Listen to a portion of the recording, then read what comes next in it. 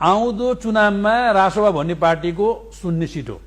रेणु दाहालले यदि चितवनमा चुनाव हार्छ भने यो त्यसमा अर्को युद्ध हुन्छ ल। के ठुलो कुरा मैले झापा 5 मा हैन केपी ओली लड्नु भएको ठाउँमा सबै दल एक भएर जाँदा पनि केपी ओलीलाई हराउने ताकत कसैको छैन। बालेन त फरक कुरा त्यसो। बालेन त फरक कुरो, उहाँको त जमानत जफत हुन्छ, लेखेर राख्नुस्, जमानत जफत गराइदिन्छु हामी। राष्ट्रपा त कुनै प्रतिस्पर्धी दलै होइन, हेर्नुस् अहिले त म मान्दिनँ। यो त उही फेसबुकमा मात्रै प्रतिस्पर्धा हो। गुगलमा राप्रपा प्रतिस्पर्धा छ र भूगोलमा छैन। मैले पहिला नम्बर के भने एक त उसले चुनावै लड्दैन, दोस्रो कुरा चुनाव लड्यो भने जित्दैन, अगर जितो भने भन्ने प्रश्न आयो म तिम्रो गु खाइदिन्छु भने मैले गलत बोलिनँ, जितोस् म खाइदिन्छु, त्यसैको खाइदिन्छु। कस्ता कस्ता कहाँ गए मुसाका छोरा कोटा भन्छन् नि। केपी शर्मा ओलीलाई कसले हराउन खोज्दाखेरि सकेनन्, अब बालेन शाहले केपी शर्मा ओलीलाई हराउने यो आकाश खसे के होला जस्तो कुरा नगर्नुहोस् के ऋषिजी। बालेन शाहजीले म यसो हेर्छु राष्ट्रपाका मान्छेले केपी शर्मा ओलीसँग जोडिएर आफ्नो पार्टीको प्रचार गरिरहेछन्। केपी ओली यदि हारो भने चाहिँ म इलाम जिल्ला छोड्छु। झुटा कुरा होइन।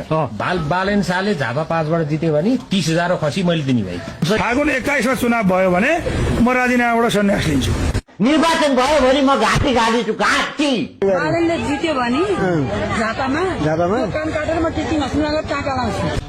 20 देखि 25,000 मतले उहाँले जित्न सक्नु भएन छ भने तपाईहरुलाई अगाडि मिडियाका अगाडि यो कुरा मैले तपाईहरुलाई साँची राखेर यो कुरा गर्छु। मलाई कहाँ झुन्याउनु पर्छ? 20 देखि 25,000 मतान्तरले जित्नु भएन छ भने निर्वाचनको मत परिणाम आका दिन म झुन्निन तयार छु। फागुन 21 मा तपाई इलेक्सन गर्न सक्नुहुन्छ, म लेखेर दिन्छु यो रेकर्डमा तपाईहरु अगाडि राखेर।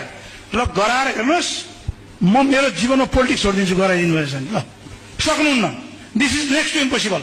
मैले त पहिले नै मेरो च्यानलबाट नै भनेको छु फागुन 21 गते चुनाव हुँदैन। जोसुकैले जेसुकै गरोस् हामी चुनाव हार्दैनौँ, हार्दैनौँ। 1,10,000 मत खस्न सक्छ।